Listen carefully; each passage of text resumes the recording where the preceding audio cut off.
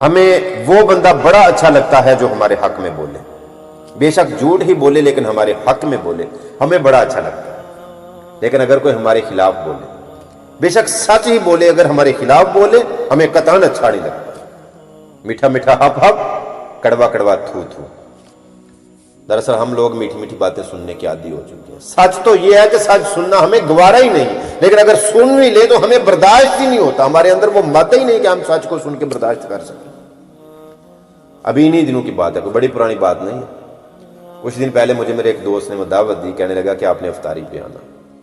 میں نے سوچا پہلے بھی اس نے کئی دفعہ مجھے دعوت دی ہے لیکن میں جا نہیں سک رہا ہوں۔ حضور کا فرمان ہے کہ دعوت نہیں ٹھکراؤ، خوشبو کو انکار نہیں کرو، دودھ کو انکار نہیں کرو، اسلام میں پہل کرو، اگر کوئی اسلام لے تو اس کا جواب دو، وغیرہ وغیرہ۔ یہ چھوٹے چھوٹے عمل ہیں، میرے حضور نے فرمایا ان کا بہت زیادہ اجر ہے۔ خیر میں نے اس کی دعوت قبول کی، میں نے بولا ٹھیک ہے انشاءاللہ بشرط زندگی میں ضرور حاضر ہی دوں گا۔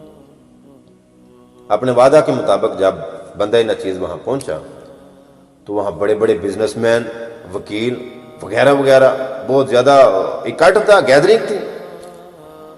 جب وہاں پہنچے افطاری کا ٹائم تھا، افطاری کی، نماز پڑھی، پھر اکٹھے ہو کے سبھی بیٹھ گئے۔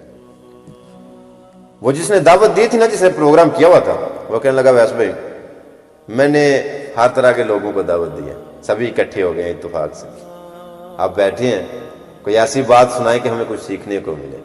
موقع بڑا پیارا ہے، محفل بڑی پیاری سج گئی۔ جب اس نے کہا کہ میں نے ہر طرح کے لوگوں کو ادھر بلایا ہوا ہے، تو میں نے سوچا ویس گراؤنڈ بن گیا، اب لوہا گرم ہو گیا، تیرا کام ہے اب چوٹ لگا دے۔ میں نے اسے بولا، میں نے بولا بھائی میں بڑا خوش ہوں کہ آپ کے علاقے میں غریب نہیں ہے، غربت نہیں، حالانکہ وہ زیادہ غربت ادھر۔ میں نے بولا بھائی میں بڑا خوش ہوں کہ آپ کے علاقے میں غربت نہیں۔ ادھر سے ہی کچھ لڑکے بولے، کہنے لگے بھائی ہمارے علاقے میں بہت زیادہ غربت ہے، غریب بہت زیادہ ہے۔ میں نے بولا مجھے تو ادھر کوئی نظر نہیں آ رہا، آپ تو کہہ رہے تھے کہ میں نے ہر طرح کے لوگوں کو دعوت دی ہے۔ وہ خاموش ہو گیا، سمجھ گیا کہ معاملہ الٹ ہو چکا۔ میں نے بولا بھائی یہ جو سبھی ہیں نا، یہ سارے جو چہرے مجھے نظر آ رہی ہیں، یہ کھاتے پیتے لوگ ہیں۔ یہ جو پروگرام ہے، اگر آپ نے کہا نا میں نے سبھی کو بلایا، ہر طرح کے لوگ ادھر موجود ہیں، تو مجھے غریب کوئی کیوں نظر نہیں آ رہا؟ دراصل ایک کڑوا سچ یہ ہے کہ جو افطاریاں بھی ابھی ہو رہی ہیں، یہ ساری نمائش کے طور پہ ہو رہی ہیں، فوٹو سیشن ہو رہا ہے، دکھلاوا ہو رہا ہے۔ فوٹو بنے گی فیس بک پہ، ٹویٹر پہ، انسٹاگرام پہ، یوٹیوب پہ اپلوڈ ہوں گی، لوگوں کو دکھایا جائے گا کہ ہم نے افطاری کی، ہم نے افطاری کروائی، ہم وہاں گئے، ہم نے فلاں کو بلایا، ہم نے فلاں کو بلایا۔ میں نے پہلے بھی کہا تھا سچ یہ ہے کہ سچ سننا ہمیں گوارا ہی نہیں۔ وہ جو چہرے بڑے کھلے ہوئے تھے نا، سبھی مر جا گئے۔ وہ بھائی افطاریاں یہ نمائشی پارٹی تو ہو سکتی ہے، یہ دکھلاوا تو ہو سکتا ہے۔ جو مستحق ہیں، جو ضرورت مند ہیں، جو ترس رہے ہیں کہ ایسی محفل ہمیں بھی کوئی دیکھنے کو ملے، ہمیں بھی کوئی جانے کو ملے، بلکہ فوٹوز اپلوڈ کر کے ان کو ترساؤ آپ۔ جب میں نے یہ بات کی تو میں نے کہنے لگے گل تو سوچنا نہیں۔ میں نے بولا بھائی صرف سننے سے کچھ نہیں ہوتا، یہ باتیں، یہ چیزیں اپنے اندر عملی طور پہ لے کے آئیں۔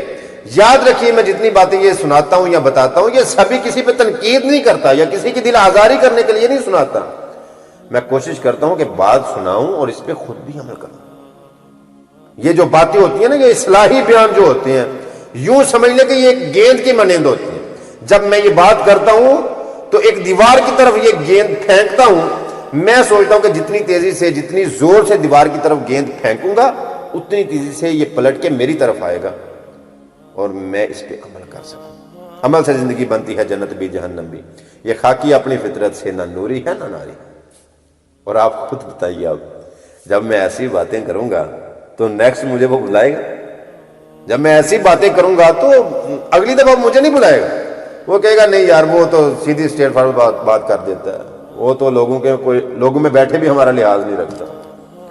بھائی خدا کے لیے سمجھنے کی کوشش کریں میں کہنا کیا چاہ رہا ہوں، گرچہ انداز بیان شوق نہیں ہے، کاش کہ تیرے دل میں اتر جائے میری بات۔